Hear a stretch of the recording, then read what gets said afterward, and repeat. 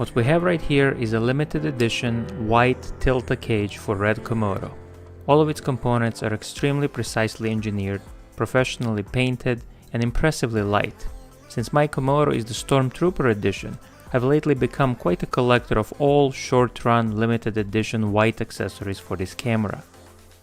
Outside of a little bit of dust, which a can of compressed air took care of quickly, as well as what at first sight seemed to be scratches but turned out to be some kind of oily residue which was easily rubbed off, this cage is absolutely everything I ever wanted it to be. This bottom plate with the Manfrotto Quick Release Plate Type 2 already screwed in by default is extremely light, but if we're to pick on something, their alignment when laser etching is a bit off. And if you like Arca, Quick Release Plate Type 2 is also included. My initial impressions after opening the box were yes. But of course, that's not all. The number one thing I was waiting for all this while is this vMount battery plate.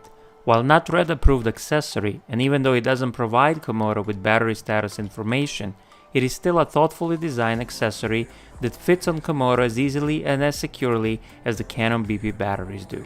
Power-wise, it has one D-tap on the top as well as two LEMOs. On the left side it has one USB 5V Type A port, and on the right side it has one more D-tap and a power LED. And this little button here is used to release your vMount battery so it doesn't just fly out by itself. At first sight, I dig it. And to complete the set, we have this base plate which attaches to the bottom of the cage and allows you to mount 15mm rods for other accessories like follow focus or matte box or whatever. And I must say, I really dig the color combination with these brass/gold looking pieces together with this white. And the set wouldn't be complete without one more piece, even though I don't personally use it. This is Tilta's rotatable top handle. I admit, it looks as beautiful as the rest of the accessories. However, it is weird to hold and it doesn't quite fit well in my hand. But at the push of this button, it can rotate. So it is an interesting piece we will look later on and you decide if you like it or not. And of course you get some screws. These here are for the bottom plate. These right here are for the bottom plates to mount into the left and right one. And this one is for the Arca Swiss mount if you want to exchange your Manfrotto one for that one instead. We just need PL adapter support, some Allen keys and quick rearranging for a thumbnail image, and our unboxing is done. Before we put this new cage on, let me show you what my Komodo has right now. It has these Timmy ribs from Global Dynamics United, which I like very much, as well as 4 cold shoe adapters, which I use for all of my other accessories. I have some on left as well as some on the right side. And of course, the Peak Design earrings or anchor points for when it's strapped around my neck. Lastly, I have been using this Core SWX vMount adapter plate for about a week now. It is a direct competitor to Tilta's vMount adapter I just shown you earlier.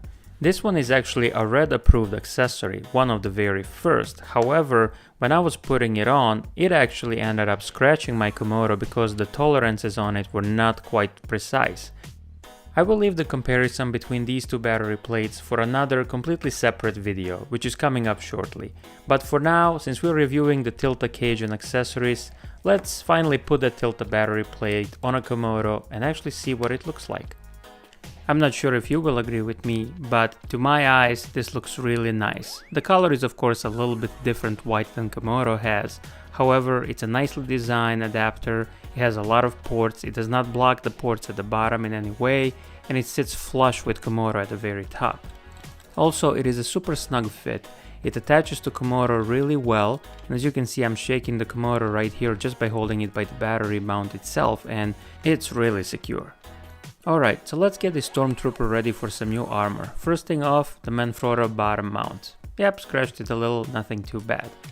Now we'll take the cold shoes off, and then also the Timmy ribs can come off. Interesting to note here is the smooth, more durable finish of the GDU's Timmy ribs. Whereas everyone else seems to be trying to match Komodo's powder-coated paint job. See how nice and smooth this is? I don't know, which one do you prefer better? Tell me in the comments below. I'm happy to report that the Timmy ribs did not actually damage the paint job in any way. However, these same Timmy ribs did dig into the paint on my previous Komodo, which I actually had to send back to red due to paint job issues. This one is holding on well. Now we simply have to assemble the Tilta cage just like so, and then simply slide it onto the Komodo. To do this, we will use the 4 provided screws for the camera cage assembly. Now this is straightforward, 2 screws on the left, 2 screws on the right, and you're done. However, now we are at the point where you have to be extremely careful unless you want to scratch your camera. Komodo actually goes in very smoothly, but be very careful of these screws. The 4 permanent non-removable M4 screws actually have to be pulled out both at the bottom as well as on the top, and only then should you slide the camera fully forward.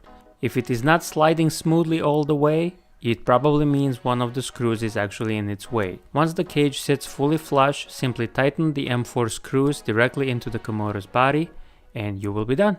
As a last step, we're going to use these 2 included screws to secure the bottom plate to the Komodo fully. The trick here is of course not to go too crazy. Simply make it tight so that it feels secure. That's about it. And there we have it. The Tilta cage is on. I must admit, I personally love how this looks like. And I love this vMount plate on the back. Look how flush it actually sits with the camera body itself, and even its sides seem to kinda contour around the Komodo. It may not contour it as well as the core SWX design does, but at least some effort was put in. The last thing we'll add is this top plate, which includes the cold shoe mount. It goes perfectly into the 2 1/4" 20 holes on the top of the Komodo. You should be aware that this accessory protrudes out in front of the Komodo by about 1mm to 1.5 mm, and it doesn't actually sit flush with the Komodo. So if you have a keeper tie revolve adapter or any other that needs to sit flush with Komodo, you may have to remove this top plate. However, if you do have the red outrigger handle, there may be a solution for you. If you first mount this red outrigger handle on the Komodo and then the tilted top plate on top of it, you may have just enough clearance to still fit a revolver because it gives it a little more clearance. I don't have one to test, so check it yourself first, but this should do it. Anyways, we're jumping ahead of ourselves, so let's just go back to just the cage with the top plate. The main reason for putting it on is so that we can actually use the tilted top handle. Let's put this sucker on and see how it looks like. As I mentioned, I have a love-hate relationship with this particular handle. Once it's on, it's kind of too short to hold by one side, and it's too short to hold in front, so you kind of have to hold it this way, which is not necessarily the most comfortable way, because your middle finger will be hitting it. However, if we turn it the other way, we have this extra groove, which gives just enough space to feel a little bit better in hand. If you press this button it has on the top, you can actually rotate this handle, and then you'll get 2 extra ways to hold. This one I call motorcycle handlebars, and then this one, once you actually put 2 fingers on left and 2 fingers on right, I guess we can call a mighty fist or something? I don't know. Now you get the reason why I have a love and hate relationship with this handle. Now, even though I did not order the vMount adapter from Tilta, they did include this vMount lens adapter support screw thingamajiggy. So if you have a vMount adapter, you'll probably use this. Now let's see how this Manfrotto bottom plate fits into Tilta's base plate. Just like Mother Russia's AK-47 clip. However, that one doesn't have the tightening mechanism. And now finally we're fully assembled. I mean, look at this thing. This looks so jelly, it's ridiculous. And this cage doesn't really weigh all that much. I really dig this. This is nice. Let's slap a lens on it. I will eventually get a better mount adapter that's more secure, but for now, just for the looks, let's add this one with my 40mm pancake lens. Check this out. I mean, all of this just looks like it came out of a single factory. This doesn't seem like it's a couple of components from different places. It simply looks like something that was meant to be together. Let me know what you think in the comments below. Let's slap on this vMount nano battery on and power on the Komodo. As expected, we get the unapproved battery notification because only BP batteries and the core SWX mount are the approved accessories for this. Here's one of the reasons why. When we go into the power monitor menu, we can see that we can only see battery voltage, but we don't have anything about percentage remaining, how many amps we're pushing, or the time remaining on the battery. As always, you use the red non-approved accessories at your own risk. However, just to contrast it, let's actually take this battery off and then take off this plate by pressing both of the eject buttons at the same time and pulling up.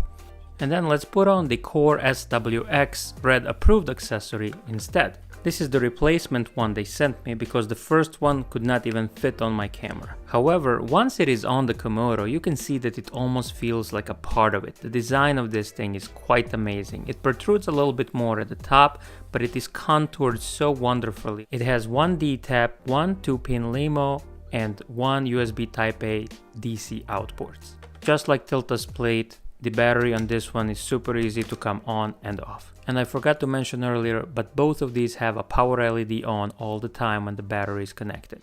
The first real difference you will notice is that the vMount batteries actually sit vertically on this one.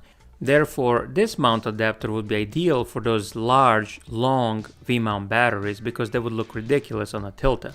Now, when we go to the power monitoring menu on the Komodo, you will see the reason why this one is red approved. It shows voltage, percent remaining, as well as the time remaining on the Komodo.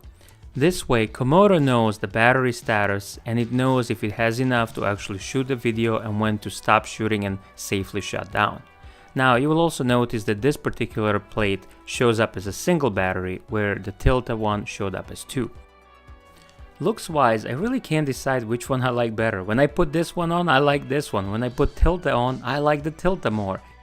One thing I definitely like more about the Tilta plate than this one is that once it's actually on the Komodo, it sits flush with its top. So I can see the display easier. It doesn't obstruct it in any way. What do you think? Which one's better? One other thing I wanted to test is how strong they are. So here I am holding it by the vMount battery. So not even holding the plate, but the vMount battery itself. And it seems really good. With this tiny one, with a small vMount, it actually feels as a part of Komodo. This feels like a single unit. Nothing's creaking, nothing's falling off, nothing's gonna break. In comparison, when we put the Core SWX one, this one actually feels even more secure in some way. Of course, because it's metal on metal mount, the plate itself probably would have to be pried off with a crowbar before it would fall off. However, the battery also sticks really well. But when we put a bigger V-mount, you can see some wiggle room on the Tilta's plate. When I'm holding it like this, it doesn't really feel all that secure. Like, I wouldn't trust it with this big battery. But again, here the Core SWX simply feels like a single piece. Like, this battery is part of the Komodo. It's not going anywhere. You can shake it all day long. For the sake of completeness, let's also put two BP batteries, BP 955s, and simply see how do they stick to the camera and are they secure. Honestly, you can do whatever you want with this thing. It is that solid. Unless you press the eject button, the batteries are going nowhere. Since I know at least one of you will ask, here is the comparison of BP 955s with the Core SWX and the Tilta vMount plate. They really just stick out about 1 centimeter further with the FX Nano battery. Now, these here are standard RE rosettes. However, I don't have a set for my Derringer handle, so I'm just going to show you where you could potentially mount them, either here, or you could do just like a Timmy rib and actually put it right here onto the cage itself. But be aware, you will only be able to put the big screw in. The little one is simply not properly aligned on this cage. And now I can set this up exactly the way I am going to run and gun with this. I'm going to have this red outrigger handle, the top plate, and this is pretty much it. And this right here is my new default run and gun setup with Komodo. In reality, when I'm out and about, I'm not carrying two, I'm only carrying one BP battery to make it even lighter. For those times where pulling focus matters, I'm going to mount this cold shoe mounting bracket to hold my monitor, and finally attach my OC G7 3000 nit 7-inch monitor to the top of it. If you have a small HD monitor or something with a glass up front, be very careful when you're tightening this. I have seen posts on the Komodo user group where if you flip this monitor mount and you actually have this little guy facing the glass piece of your monitor, it could actually end up cracking it. Now I'm going to put my trusty IRIX 15mm lens, and with the assistance of this 3/8 to 1/4-20, I'm actually going to mount the top handle to the side. Now this is not super secure setup, it still kind of wiggles. I'm gonna find a better way to actually secure it, but this is an interesting way to carry the camera and also utilize two handles for when you need a little bit steadier shots. I really like how this feels in hand, so once I figure out how to properly mount it on the side I'll definitely update with another video to just show you quickly. Until I fully figure that out, for now I'm going to put back my cold shoe mount adapter like I had on the Timmy rib and simply put my Rode Mic Go wireless receiver, which goes straight into the 3.5mm mic in jack. After wrestling with the cable a little bit so that it's out of the way, it kinda looks really nice. Now, of course, this monitor is not going to power itself, so I ran the OC included D-Tap power cable from the Tilta vMount adapter, wrapping it around the red outrigger handle a few times. In the same fashion, I ran the SDI cable, wrapping it a few times around the red outrigger handle and straight down to the bottom of the Komodo. I then secured it with a few strips of Velcro at the top, as well as on the side, so I don't accidentally snag these cables on something. And lastly, I put the Velcro around the whole loop of cables here to make them tight so that they don't move around. And there we have it. In real life, it actually doesn't look this messy. In pictures and video, for some reason, it really does look messy, and probably because my SDI cable is not black, it contributes to that, but this is actually really nice, super simple setup, and the monitor is powered by the vMount battery as well as the camera. Everything is super neat and compact.